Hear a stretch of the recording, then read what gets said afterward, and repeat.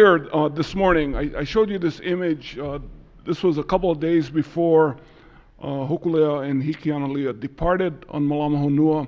The gentleman there with helping Nainoa understand Google Glasses is Richard Duvall, who was in that moonshot video and a colleague of Megan's.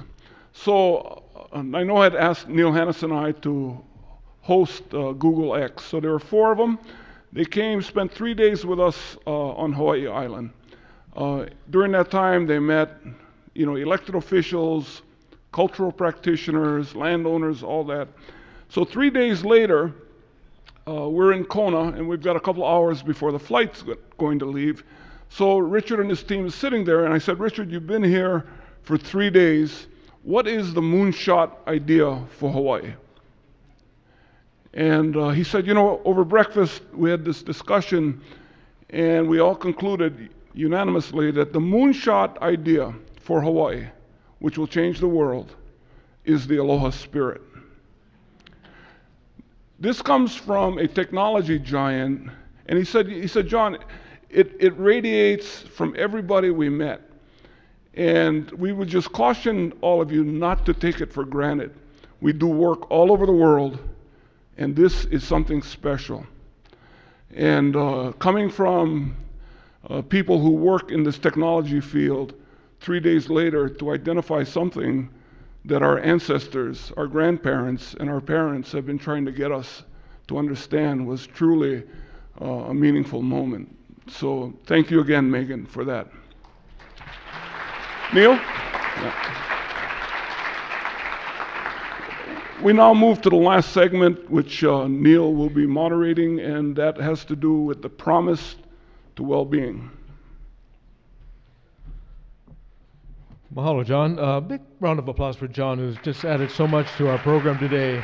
He could easily have been a panelist or a speaker. We really appreciate it, John. And we're still on time. Because all the content's been essential. And yet it's been a taster's tour to talk about of all the Voyagers who are out there in this audience, out across the Pacific, out across the world, out across Hawaii that we could have talked to and have made a part of this. You saw but a few. When we look at all the people who are looking to heal our aina, and ho'ola ka aina, and ho'ulu ka lahui, we've seen just but a few. And yet they're part of a larger movement that is just grand. And we're so pleased to be a part of and indeed catalyzing in so many ways. This issue of keiki and what we're doing. I was on the news while Hokulea was coming in, and thank God Kathy had me on Channel 2, and the time of when I was supposed to be on was right when Hokulea was going by. Had she had me on at that moment, there was no way I could have uttered a word. So fortunately a little bit more time passed before they put me on. And one of the things we talked about was education. It says, how many children do you see here? Hundreds, thousands. How many do you suppose is bored? How many do you suppose is not totally engaged in what was going on here? And when we look too at how many were with teachers and finding and capitalizing upon that teachable moment, you understand why Nainoa said we have to have a promise to keiki. And we have to make this a part of who we are. So we come now to well-being and that whole issue. And Umpo, I was so pleased by your remarks and impressed by your remarks, and also building upon Nainoa, that earlier discussion that you opened us with. Our ancestors really passed down all the wisdom we would need to understand well-being if we realized that it was embedded in our cultural identity. I'm not sure if this is going to work, but I'll try and go back to a slide, first slide. And that wisdom might be, no ke auli uluno I ka lewa, I Hawaii no na Hawaii. No ke kai uli, I lalo o ka moana, I Hawaii no na Hawaii. No ka lepo uli, I lalo i ka aina, I Hawaii no na Hawaii. e kuina I luna, e kuina I lalo, e kuina I kokako mauloko. I Hawaii no nā Hawaii, e mauno. This notion that we are the Aina. We are who we are because of where we are. We are who we are because this is what we connect to. Makes voyaging, makes what we do, Nainoa, essential and connected to well-being as well. And it's over time, as these relationships were severed, as you cited, for generation upon generation after colonization, and we lost the relationship to Aina. We lost the relationship to Lo'i. We lost the relationship to the sea even. That we start to weaken our sense of identity and lose our well-being. And I know that was an important part of your family, and I also know somebody else who was part of your family who was also consumed and troubled by this. Kenny Brown. Kenny was a respected Hawaiian leader, an elder. He was a long time, till his death, a board member of the Polynesian Voyaging Society. And he was consumed with this. Somewhere in him was a cultural conflict that made him want to seek an answer to the question, what is a Hawaiian? And this led him to inspire and commission the writing by George Kanehele of a treatise that he hoped would spark the healing process. And how many of you read Kukanaka? Kukanaka was the book that was written, and it catalyzed the reassertion of our Hawaiian identity. And it contributed, I think, what Kenny did in writing that book and being part of Polynesian Voyaging Society for so many years was that he contributed to our consciousness of the importance of Mālama and Mālama Honua. And he set forth a holistic view of well-being in that book. And Kenny's observation in the foreword of that book was that the life of the spirit, the mind, the soul, is as important as the life of the body. Land can contribute to the life of the spirit. All of man's acts must be dominated by the spirit of Mālama. Well, our next speaker is going to address that as well from his own Alaskan point of view. And we know him, he's so familiar to our community of voyagers and Ohana Va'a, and he's on the board of our Polynesian Voyaging Society, and he's also Lieutenant Governor of the state of Alaska. His name is Byron Mallott. He was born in Yakutat, Alaska, the ancestral home of his mother's Tlingit clan. Byron is clan leader of the Raven Quash Ki Kwan clan of Yakutat, and his wife Toni was born and raised in the Athabascan village of Rampart on the Yukon River. They've raised 5 children, many of whom were made it on this trip, except for Joy, who was having a baby. And they have 8 grandchildren. Now, you have 8 or 9 now? You're up to 9 as of a few weeks ago, and 1 great-grandchild. Mallott, Byron entered public life as mayor of Yakutat when he was 22. He's a little older now and has a higher title. And has since held many positions of responsibility in the public, private, and nonprofit sectors, including president of the Alaska Federation of Natives, founding president of the First Alaskans Institute, and executive director of the Alaska Permanent Fund Corporation in the private sector. Byron has served as chair and president and CEO of Sea Alaska Corporation, and it was under Byron's watch that corporation and the people that gave the logs for Ho'iloa. Byron, yes.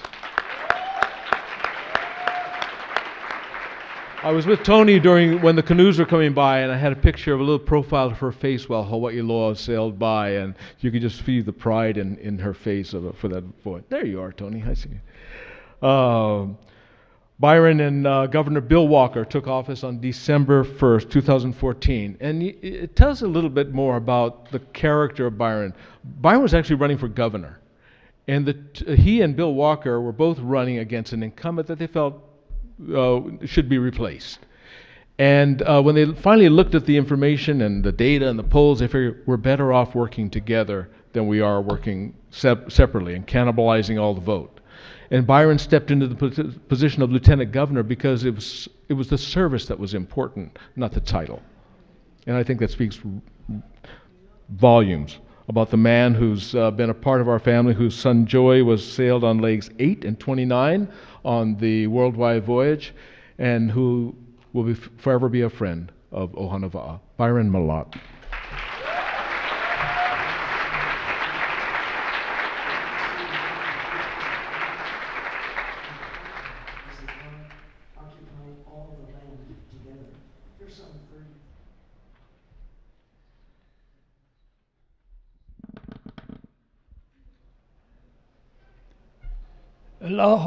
Aloha, Maikako. Last night at a dinner of some of the leadership in this room, my son Anthony was present. He is now the CEO of Sea Alaska Corporation. And I didn't want to speak one Mallot seemed plenty to me. But I did. And after I spoke, I felt bad. And overnight, I thought about what I had said. And you know what? I haven't changed my mind.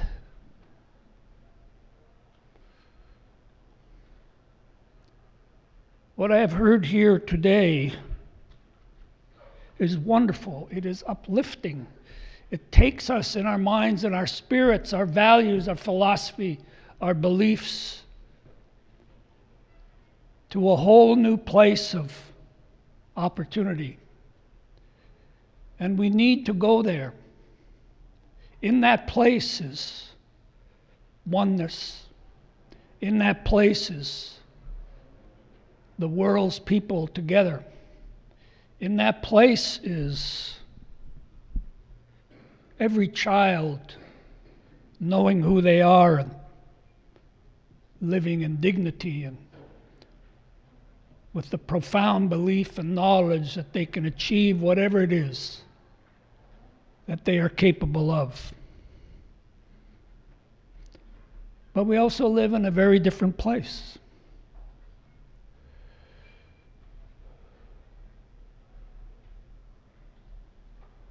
It sounds still strange to me to be called, or to be this thing called a lieutenant governor, to be in statewide office. That's not me. Never has been. Nothing that I aspired to or even wanted. But I saw in Alaska, this place that I love, just as surely and as compassionately and as totally as Polynesians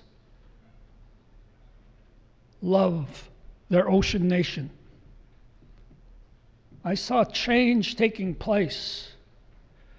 I saw, and we can't avoid talking about this at this time, I saw a creeping ideology coming into my land, into this place that I had been born and raised in, on which the bones and the spirits and the winds of my ancestors lay over millennia. A hard-edged belief that somehow we needed to change again, that we needed to somehow move to a place where you were either right or you were wrong. And if you were wrong, you were completely marginalized. That if you did not believe or have the same values as a particular set of people seeking power or in power, that somehow you would become disempowered. The people of the lands who were there first shudder at this notion, because it is we who will feel the pain first. It is our children who will see their education change be less important. It is they who will see health care become a different thing that does not meet their needs. And there are those who tell me, Byron, don't talk about that stuff. We should be uplifted. We should be powerful.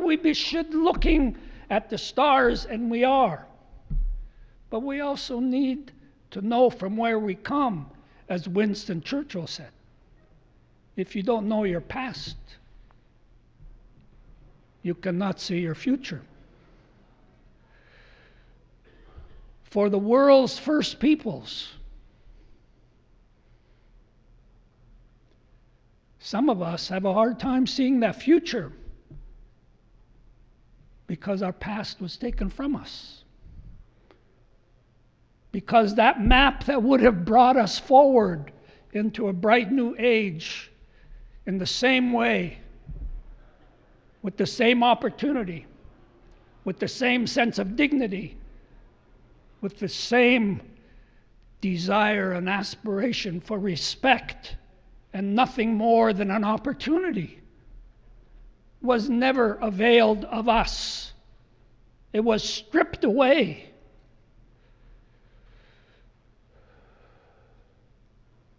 But we're still here.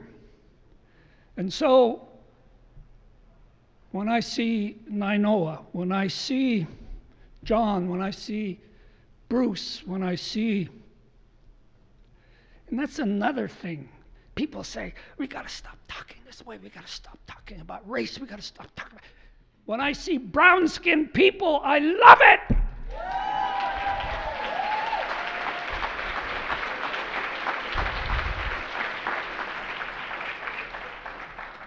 That does not mean that I don't love everyone else.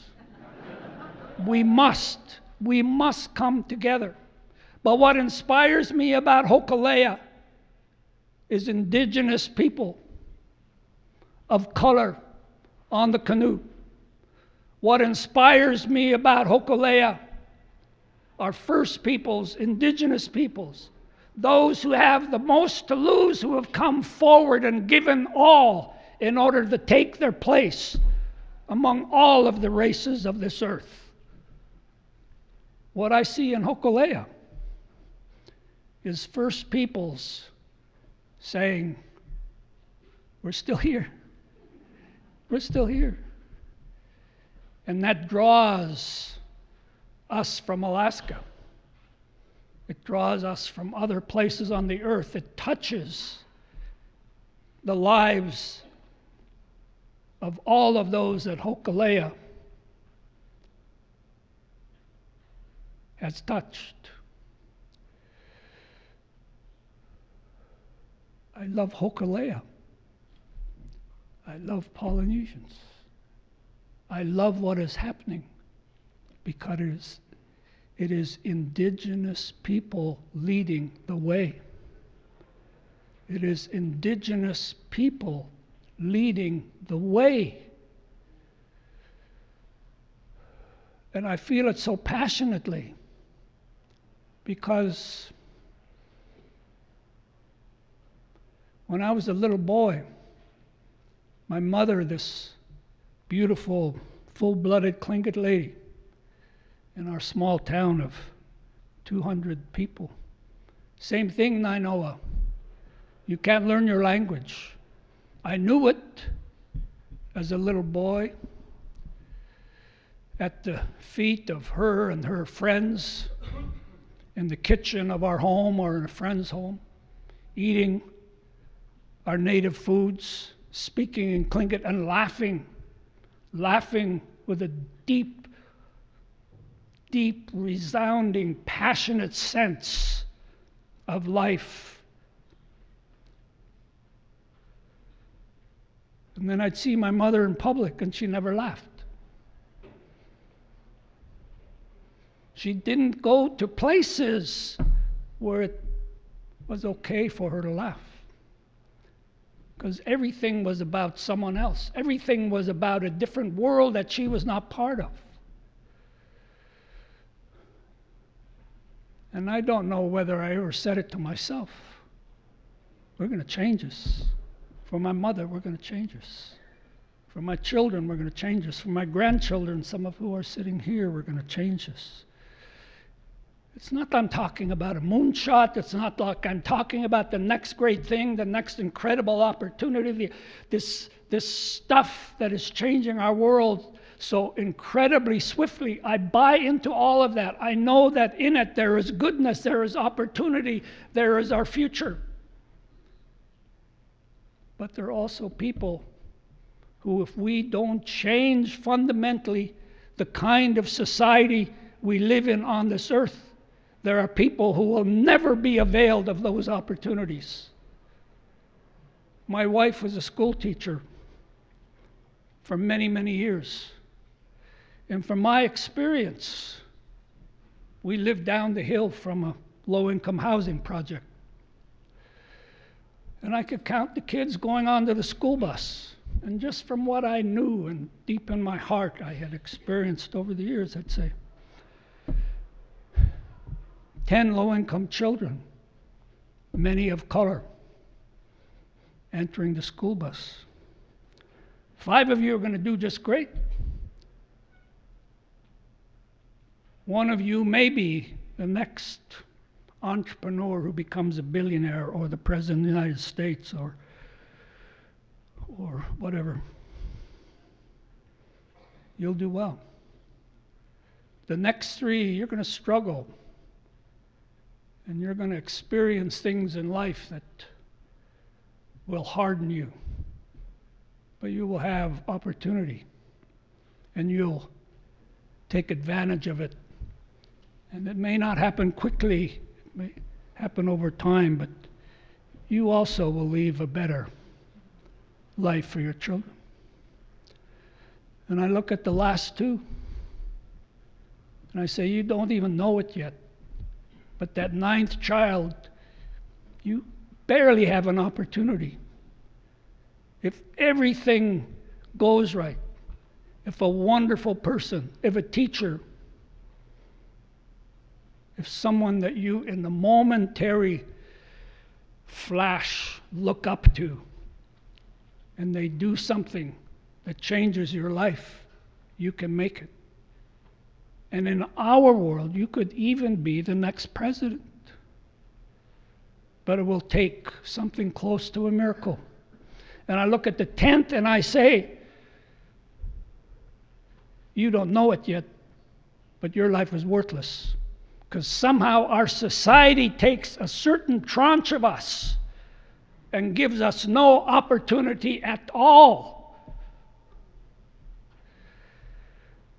And we have to change that. And that's what Hokulea is doing. And that's what this is all about. But I also think that we never should forget the reality of the lives we live. That, and let me just say this, Lieutenant Governor, blah, blah, blah, all this stuff. I've served on corporate boards, I've been on bank boards, I've been on Federal Reserve Bank board, just all this stuff. The only thing that's done is left me at a time and place where oftentimes I question everything about what I feel and look forward to, because I know the power of corporate America. I know what happens if profitability is ever challenged. I know the fact that those who have prosperity can so quickly move to a level and achieve a sense of place that despite their most profound involvements, they never know who we are.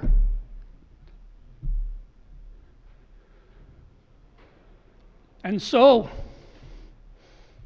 all I'm saying is this. Everything that has been said here today, everything that is so wonderful, for me personally, to be in the presence of all of you, to be able to say when I go home that I was with so-and-so and did this.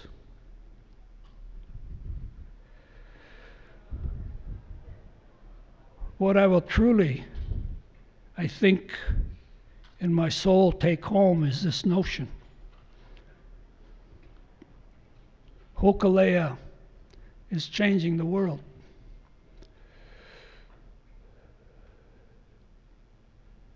Hokulea and all of those who have been described here today who have made it become the icon that it is today. All that that vessel carries by way of hope and aspiration and achievement, all that it carries by way of gathering the world to it, the smartest, the brightest, and the best, the most passionate. The thing I will take home to my people, and I will do it humbly, and I will do it with absolutely full knowledge that that also gives us a future to aspire to and be part of. But what I will take home is that what has been done was done by First Peoples, by Indigenous peoples, who brought others from their own lands to them and gave them hope, gave them a sense that yes, one day, as Nainoa's father lived and taught, we must all be equal. We must all have the kind of opportunity that allows us to go to the moon, to invent the next great thing. But we also must care for those who will never be in a place like this, whom some of the leadership in this place will never know.